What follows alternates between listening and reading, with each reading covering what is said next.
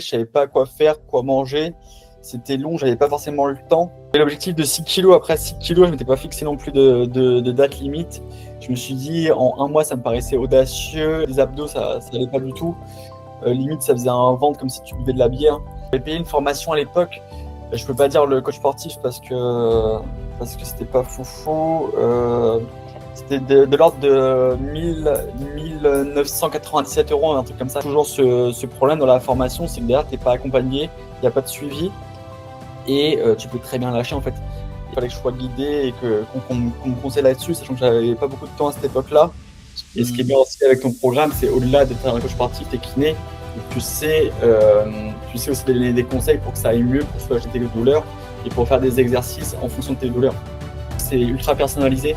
C'est pas un programme bullshit qui est fait à tout le monde, à monsieur tout le monde, sachant que surtout c'est pour les programmes sportifs et nutritionnels, ça doit être adapté à chacun. Donc ça, ce qui était bien, c'était ultra personnalisé. Je savais quoi manger, je savais quel repas faire. Donc limite, j'avais juste à faire le repas. Donc ça allait très très vite. Je perdais pas de temps à savoir quoi manger chaque jour. Également, j'avais des douleurs à l'épaule à ce moment-là.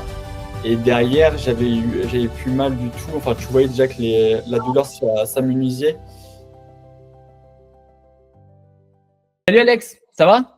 Ça va et toi, la forme? Ouais, ça va, ça va. Est-ce que tu peux te présenter, s'il te plaît, pour ceux qui nous regardent? Yes, moi c'est Alex, 26 ans. Je suis actuellement à Valence en Espagne et je travaille dans le recrutement pour une conciergerie en France et j'ai d'autres activités entrepreneuriales à côté. Et c'était quoi ta principale difficulté, justement, avant qu'on collabore? Avant qu'on commence, en fait, moi, j'avais fait une prise de masse à cette époque et la prise de masse c'est facile parce qu'il faut tout simplement manger plus, mais ce qui était plus dur c'est après une prise de masse, c'est passer, je voulais sécher, je voulais perdre du poids pour voir les abdos. Et ce qui est compliqué, c'est quand tu es habitué à consommer 4 à 5 repas par jour, de sécher, je savais pas quoi faire, quoi manger, c'était long, j'avais pas forcément le temps non plus et ouais, il fallait que je sois guidé et qu'on me conseille là-dessus, sachant que j'avais pas beaucoup de temps à cette époque-là. J'avais énormément de choses à faire, énormément de projets et l'idée, c'était pas non plus de trop réfléchir à quoi manger, à quoi faire pour perdre du poids. Et tu travaillais combien d'heures par semaine environ? À cette époque-là, j'étais barman en discothèque à Rouen. Je travaillais, ça dépend parce qu'il y avait des semaines, c'était un peu plus, mais je pense, oui, 35 heures, plus sur mes autres, enfin, c'était plus 30 heures. Et après, sur mes autres projets, mes activités entrepreneuriales, je pense que j'étais facilement à 70 heures par semaine. Et c'était quoi ton poids, justement, à cette époque-là? Tu faisais combien de kilos? À cette époque-là, j'étais sorti de prise de masse. Je me souviens, c'était 82 kilos. 82 kilos, c'était la limite que je voulais atteindre. Et à un moment, je me suis dit, c'est ça que je continue la prise de masse parce que derrière, ça devenait pas beau. Et je me suis dit, à un moment, il faut directement passer à la sèche. Ok, et pourquoi ça? Tu voulais avoir le six-pack? C'est ça, ouais. Le six-pack que tout le monde désire, je trouvais que le haut du corps, ça allait, mais c'est vrai juste au niveau des abdos, ça allait pas du tout. Limite, ça faisait un ventre comme si tu buvais de la bière. Un Ouais, je vois. ventre de daron de 50 ans qui bronze au soleil avec sa petite 8-6 bien chaude. Et ça, je voulais pas. Du coup, l'idée, c'est que je me suis dit, il faut que je passe à la sèche. Après, ouais, c'est compliqué parce que quand tu es habitué à bouffer 5 fois par jour, sécher, faire 2 repas, voire 3 repas, c'était compliqué. Mais avec justement ton programme alimentaire, c'était plus simple parce qu'on savait quoi manger. On se prenait pas la tête dessus et je perdais pas de temps à savoir quoi me faire à manger chaque jour. Ok, ok, ouais, je vois. Et tu avais essayé quoi par toi-même, justement, pour essayer de perdre le poids que tu voulais? J'avais essayé classique vidéo YouTube. Vidéo YouTube, après le problème c'est que souvent ils allaient pas en profondeur et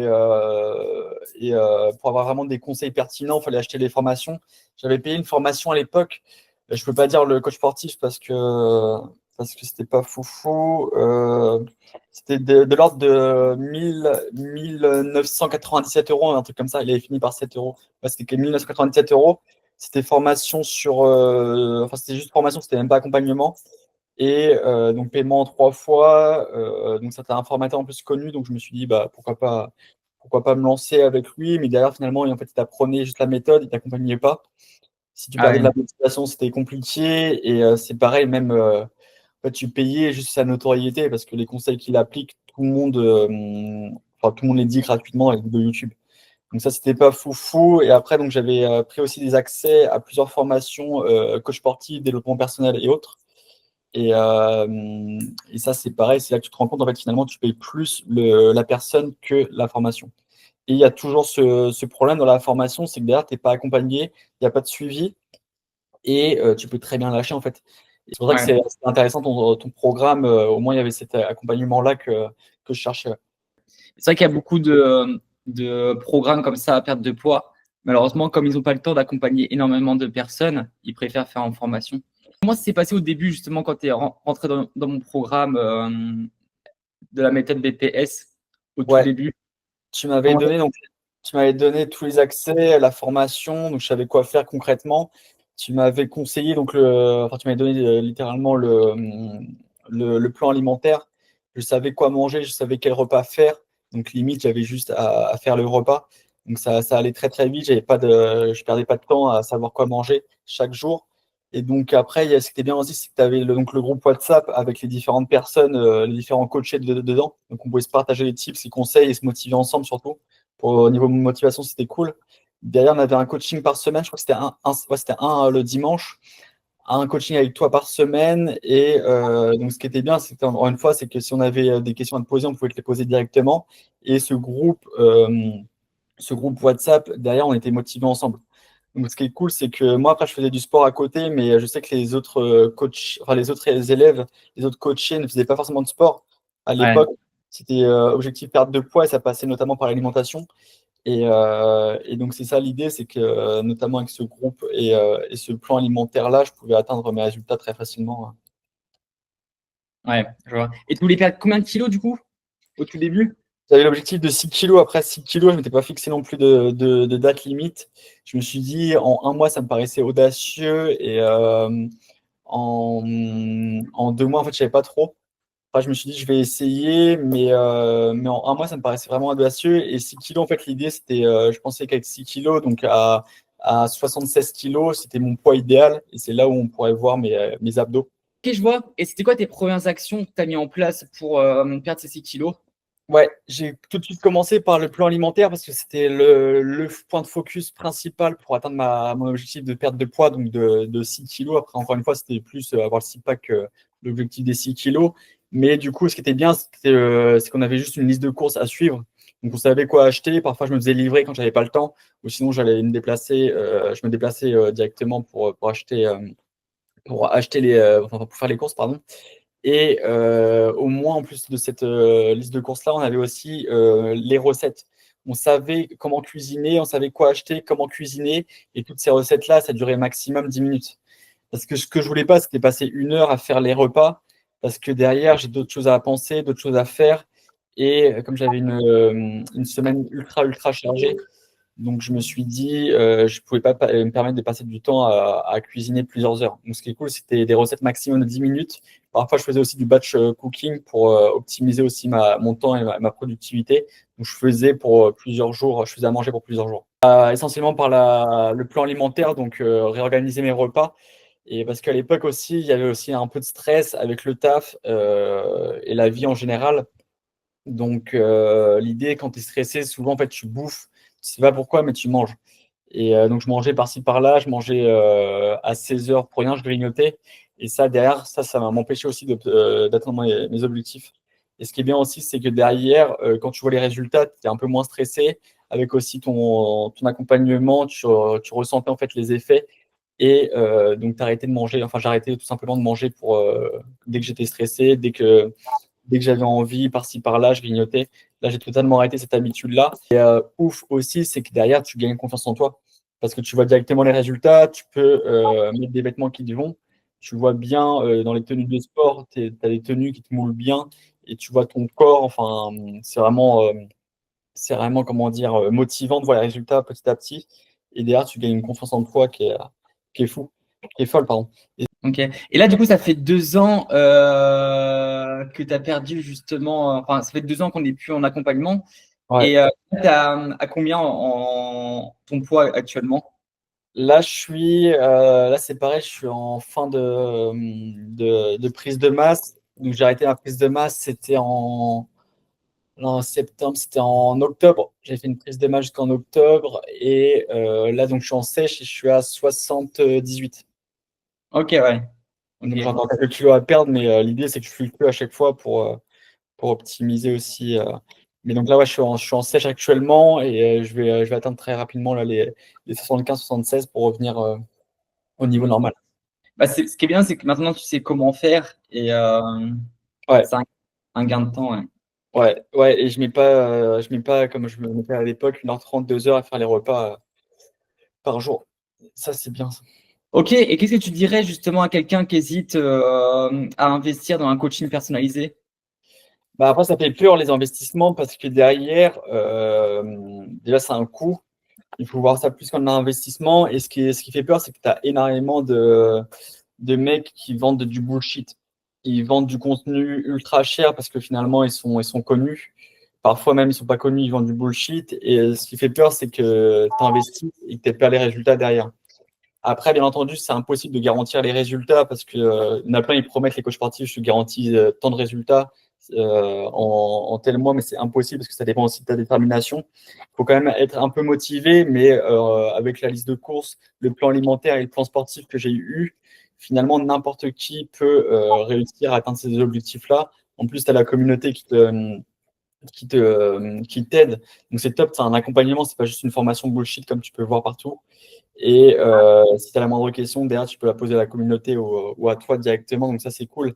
Donc, let's go. Après, souvent, les gens, ils attendent.